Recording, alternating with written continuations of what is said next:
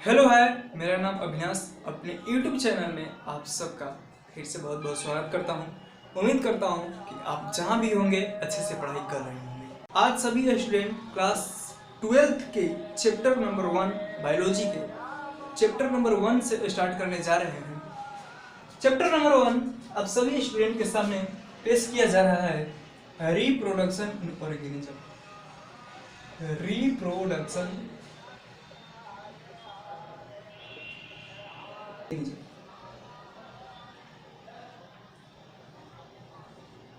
Reproduction in organisms, जीवों में जनन। Reproduction in organism. भाई साहब, इस चैप्टर नंबर वन बेहद खूबसूरत सा chapter reproduction in organism. Biology की शुरुआत यहीं से होती है क्लास 12 की। रिप्रोडक्शन के बारे में समझेंगे। ये जो बायोलॉजी है ना, 12th क्लास की बायोलॉजी, इसमें पूरा मुझे लगता है कि पूरा का पूरा रिप्रोडक्शन के बारे में ही पढ़ना है। ठीक है, तो आइए हम शुरुआत करते हैं बेसिक लेक्चर से। ठीक है, ये जो चैप्टर होगा ये आपका बेसिक होगा।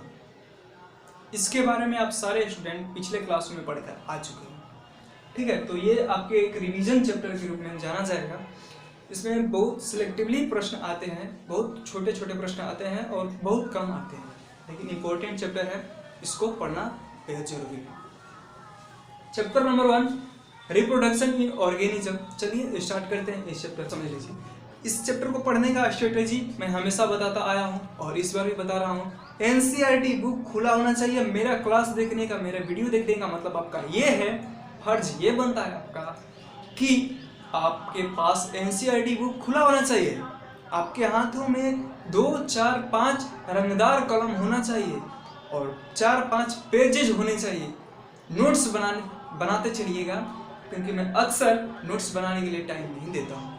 डिस्क्रिप्शन में कोई सुविधा नहीं है नोट्स के लिए, कोई सुविधा नहीं। आप खुद से मेहनत करके, मेरा मानना है कि जब आप खुद से नोट्स बनाएंगे तो आपका नोट्स बेहतर होगा। ठीक है, तो चलिए हम लाइफ स्पैन के बारे में बात करते हैं। लाइफ स्पैन,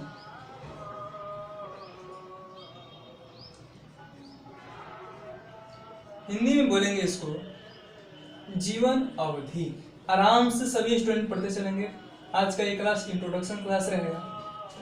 कोई भी हड़बड़ाने की जरूरत नहीं है, बकाने की जरूरत नहीं है। बिल्कुल आसानी से इस चैप्टर को समझा जाएगा। बेहद इंपॉर्टेंट चैप्टर है। इससे बहुत कम क्वेश्चन आता है, लेकिन इंपॉर्टेंट है। लाइफ स्पैन के बारे में आप सभी स्टूडेंट जानते हैं, समझते हैं। इस देखिए, बायोलॉजी जो है उसमें आप बहुत सारी चीज़ों को जानते हैं, समझते हैं, सुने हैं, देखे हैं, पर उसके बारे में पता नहीं है। ठीक है, तो उसके बारे में पता लगाना ही बायोलॉजी है। सही क्या है उसका पता लगाना बायोलॉजी है। बहुत ही खूबसूरत सा, मनोरंजन सा सब्जेक्ट है बायोलॉजी। ठीक है, आइए समझते हैं लाइफ स्पैन। एक हम छोटा सा एग्जांपल लेकर चल रहे हैं। एक लड़का जिसका नाम मोहन है। मोहन, ये हो गया Mohan. Hello sir, hello boy. इसका नाम हो गया मोहन। अब ये जो मोहन है 2006 में जन्म लिया। बर्थ डेट, इसका बर्थ कब हुआ? 2006 में। ठीक है, 2006 में मोहन का जन्म हुआ और ये मोहन 2006 से चलते 2022 में इसकी डेथ हो जाती है। नेचुरल डेथ होती है। ऐसा नहीं है कि एक्सीडेंट में मर जाता है, सुसाइड कर लेता है, कुछ नहीं करता है। इसकी नेचुरल डेथ हो जाती है। कोई बीमारी कुछ भी हो सकता है, ये नेचुरल डेथ हो जाता है। कब? इसकी 2006 में जन्म लिया, 2022 में मर गया। और इस प्रकार से मोहन ने 16 सालों तक जिंदगी अपनी बिताई। क्लियर है?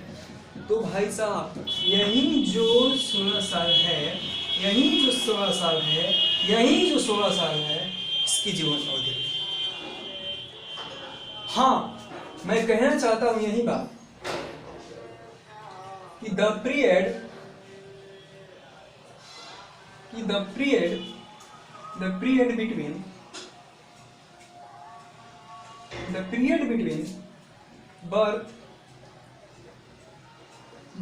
between birth to a natural death, the period between birth to natural death is called life span. The period between birth, words पर फोकस करेंगे, birth to natural death is called life span. Birth से death के जो बीच का period होता है उसी को लाइफ स्पान बोलते हैं। ठीक है, life span of an organism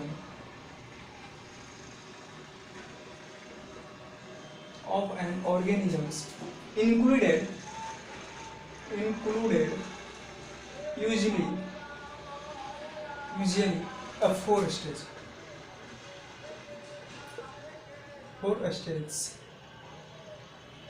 पहला जो स्टेज होता है वो जुवेनिटी कहलाता है, जुवेनिटी स्टेज।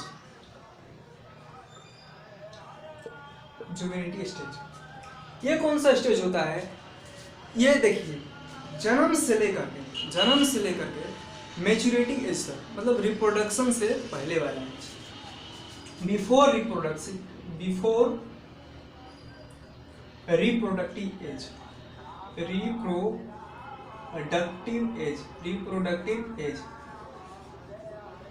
14-15 साल से जो नीचे का दौर होता है, 11 साल, 10 साल, 8 साल, 9 साल, 6 साल, 1 साल, ये सब एज का बच्चा जुवेनिटी स्टेज में कहलाता है। ओके, जुवेनिटी स्टेज मतलब before reproductive age, reproductive age से पहले। रिप्रोडक्टिव एज क्या होता है? वो 14-15 साल होता है। ठीक है, ह्यूमन का रिप्रोडक्टिव एज 14-15 साल होता है। उससे पहले का जो एज होता है, स्टेज होता है, जुवेनिटी स्टेज कहलाता है। उसके बाद दूसरा स्टेज जो होता है मैच्योरिटी स्टेज। मैच्योरिटी स्टेज, ये जो स्टेज होता है ये रिप्रोडक्टिव एज कहलाता है। रिप्रोडक्टिव एज, मैच्योरिटी स्टेज में रिप्रोडक्टिव एज होता है। ठीक है, और रिप्रोडक्टिव एज से पहले का स्टेज जुवेनिटी स्टेज, और रिप्रोडक्टिव स्टेज का एज का मैच्योरिटी स्टेज का। इसके बाद तीसरा जो स्टेज होता है वो होता है एजिंग एंड सेंसेंस।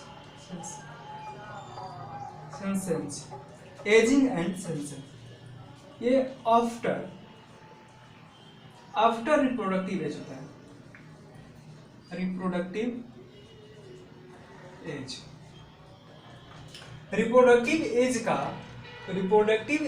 एज के बाद का जो स्टेज होता है उसको एजिंग एंड सेंसेंस बोलते हैं। ठीक है, लास्ट जो होता है, लास्ट स्टेज, वो डेथ होता है। और भाई साहब, डेथ जो होता है एक यूनिवर्सल ट्रूथ होता है, कोई नहीं मिटा सकता है। बिल्कुल सत्य बात है कि जो जन्म लिया है वो एक ना एक दिन मृत्यु को प्राप्त होगा, चाहे वो धनुर्धारी कर्ण हो, चाहे धनुर्धारी अर्जुन हो, चाहे भीष्म पितामह हो, चाहे कोई कृष्ण भगवान हो जो जन्म लिया धरती पर। यही तो एक बात सत्य है कि जो आया वो जाएगा। That's the clear point. इसमें कोई संदेह नहीं, इसमें कोई धोखे की बात नहीं है कि नहीं भाई तुम अमर रहोगे, ऐसा बात नहीं है। आए हो तो जाओगे। ठीक है, तो ये 4 स्टेज होता है लाइफ स्पेन के बीच में। मर्द जीवन जन्म लेने से मरने तक का जो स्टेज होता है, जो जन्म से लेकर मरने तक के बीच में जो 4 स्टेज होता है उसका नाम है जुवेनिटी स्टेज, ये रिप्रोडक्टिव एज से पहले आता है। मैच्योरिटी स्टेज, ये रिप्रोडक्टिव एज होता है। और ageing and senses after reproductive age, मतलब इसमें आप बूढ़े होते हैं, ठीक है। इसमें आप बच्चे होते हैं, बच्चे रहते हैं, बच्चे होते नहीं हैं, बच्चे रहते हैं बिफोर जुवेनिटी स्टेज। और मैच्योरिटी स्टेज में रिप्रोडक्टिव एज थोड़ा सा मतलब अपने आप को समझ लगते कि नहीं हम हो चुके हैं, ठीक है। और इसी एज में आप लोग गलतियां करते हैं बहुत सारी, प्यार मोहब्बत इसी एज में हो जाता है, ठीक है। सेंसेस, ये बूढ़ा वाला स्टेज हो गया। डेथ जो कि आप समझते ही हैं। आप सभी स्टूडेंट लाइफ स्पान की जनरल डेफिनेशन एंड उसके जो स्टेज है 4 स्टेज उसके बारे में समझ चुके हैं। अब हम बात करते हैं life span of some living, कुछ लिविंग ऑर्गेनिज्म के लाइफ स्पान की बात करते हैं कि कुछ कौन लिविंग ऑर्गेनिज्म कितना दिनों तक जिंदा रहता है। इस बात पर लाइफ स्पान मतलब क्या समझते हैं, कोई जीव कितना जिंदा रहता है, कितना दिन तक जिंदा रह सकता है, ठीक है, वो बात करते हैं। बात करते हैं life span of some living means, एक तरफ मैं ऑर्गेनिज्म का नाम लिखा हूँ, एक तरफ मैक्सिमम लाइफ स्पैन। यहाँ पर ऑर्गेनिज्म का जो नेम है और एक तरफ मैक्सिमम लाइफ स्पैन, उसका सबसे मतलब maximum to maximum life span कितने दिनों का होता है, ठीक है। हम बात करते हैं बटरफ्लाई, तितलियों का जिंदगी जो है 1 से 2 सप्ताह की होती है। राइस प्लांट जो कि धान का पौधा होता है वो 4 मंथ्स की उसकी ज़िंदगी होती है, 4 मंथ्स के लिए वो जिंदा रहता है। बात करें हम व्हीट प्लांट की, मतलब गेहूं के पौधे की, इसकी लाइफ स्पान 5 महीने की होती है। ये 5 महीने तक इसका गेहूं का पौधा जिंदा रहता है, उसके बाद इसकी डेथ हो जाती है। बात करते हैं रैट मतलब चूहे की ज़िंदगी 4 सालों की होती है। 4 साल में इसकी नेचुरल डेथ हो जाती है, ठीक है। अब बात करते हैं रैबिट मतलब खरगोश की। खरगोश बहुत ही प्यारे प्यारे छोटे छोटे होते हैं, इनकी ज़िंदगी 13 साल की होती है, इनकी ज़िंदगी भी बहुत छोटी होती है। बात करते हैं गाय की, काऊ मतलब गाय जो हमको दूध देती है, पिलाती। और भारतीय संस्कृति में इनका वर्णन एक माँ के रूप में किया गया है, गौ माता, गाय हमारी माँ होती है, उस रूप में ये जो गाय होती है, काऊ होती है, इनकी ज़िंदगी 25 सालों तक ये जिंदा रहती हैं बस, उसके बाद इनकी नेचुरल डेथ हो जाती है। मंकी बंदर जो कि बहुत शैतानी करते हैं, पहाड़ों पे रहते हैं, जंगलों में रहते हैं, इनकी ज़िंदगी 26 सालों की होती है। पैरोट जो कि बहुत ही अच्छे प्यारे दुलारे होते हैं, हमारे घरों में रहते हैं, एक पालतू पक्षी हैं। पैरोट की ज़िंदगी 140 साल की होती है, बहुत लॉन्ग टाइम तक ये जिंदा रहते हैं। वहीं हम क्रो की बात करें, कौवा की, तो कौवा की ज़िंदगी 15 सालों तक होती है। देखिए पैरोट एंड क्रो देखने में same to same, shape size में बिल्कुल एक ही जैसे होते हैं, लेकिन इनकी लाइफ स्पान बहुत डिफरेंट होती है। एक 15 सालों तक जिंदा रहता है, एक 140 सालों तक जिंदा रहता है, ठीक है। पैरोट एंड क्रो में बहुत डिफरेंस होता है, ठीक है। तो पैरोट 140 सालों तक जिंदा रहता है एंड क्रो 15 सालों तक जिंदा रहता है। बात करें अगर हम बनाना की ट्री की, केला के पेड़ की, तो ये 25 सालों तक अगर जिंदा रह सकता है, उसके बाद ये सूख जाता है, इसकी डेथ हो जाती है, ठीक है। बात करते हैं डॉग मतलब कुत्ता, जो कि इसका सेंस ऑर्गन बहुत तीव्र होता है, हमसे भी ज़्यादा तेज होते हैं ये कुत्ते। तो इन कुत्तों की जो जिंदगी होती है वो 25 सालों की होती है। 25 साल एक और जगह पर मैं बताया था काऊ, आप 2 चीज़ों की याद रखिएगा, 25 साल काऊ की एंड डॉग की जिंदगी 25 सालों की होती है। और एक बनाना ट्री के भी याद रखेंगे 25 साल। 25 साल से 3 चीज़ याद रख सकते हैं, एक गाय, एक कुत्ता, एक पेड़, केला के पेड़ का, ठीक है। 3 चीज़ें 25 साल की होती है। अब बात करते हैं हम कैट की। कैट की जिंदगी 35 से लेकर 40 सालों तक होती है। जो हमारे घर की दूध पी जाती है आकर के, बहुत शैतानी करती है, तो इसकी ज़िंदगी कितने सालों की होती है? 35 से 40 साल। आते हैं हम व्हेल की ज़िंदगी जो होती है वो 37 सालों की होती है। हॉर्स घोड़े की बात करें तो इसकी ज़िंदगी 50 सालों तक होती है। एलिफेंट जो कि बहुत बड़ा जानवर होता है, इसकी ज़िंदगी 60 से 70 सालों तक होती है। ये जो जिंदगियां हैं ये अलग अलग जगहों पर अलग अलग हो सकती है। इंडिया की बात करें तो ये सब सेम है। अगर हम दूसरे देशों की बात करें, दूसरे मतलब जगह की बात करें तो वहाँ पर डिफरेंट हो सकता है। जलवायु मायने नहीं रखता है, जलवायु मायने रखता है, ठीक है। थोड़ी बहुत तो ये सब की जानकारी होगा, आप 10th क्लास में पढ़े होंगे। एकल की जिंदगी 19 ईयर्स तक होती है, 90 सालों तक। एक बाज का नजर जो बहुत मशहूर होता है वो 90 ईयर्स तक जिंदा रहता है, एक बाज। आदमी की बात करें, ह्यूमन का, मैन का, तो ये 100 सालों तक जिंदा रह सकता है, 100 साल तक, ठीक है। पहले का आंकड़ा है, आजकल तो आदमियों का जो मृत्यु है, जो नेचुरल डेथ है, वो पहले ही हो जा रहा है, 70-80 सालों पर हो जा रहा है। लेकिन पहले का आंकड़ा अगर देखें, मैं जी हाँ, ये दो जो चीज है, banyan tree and people tree,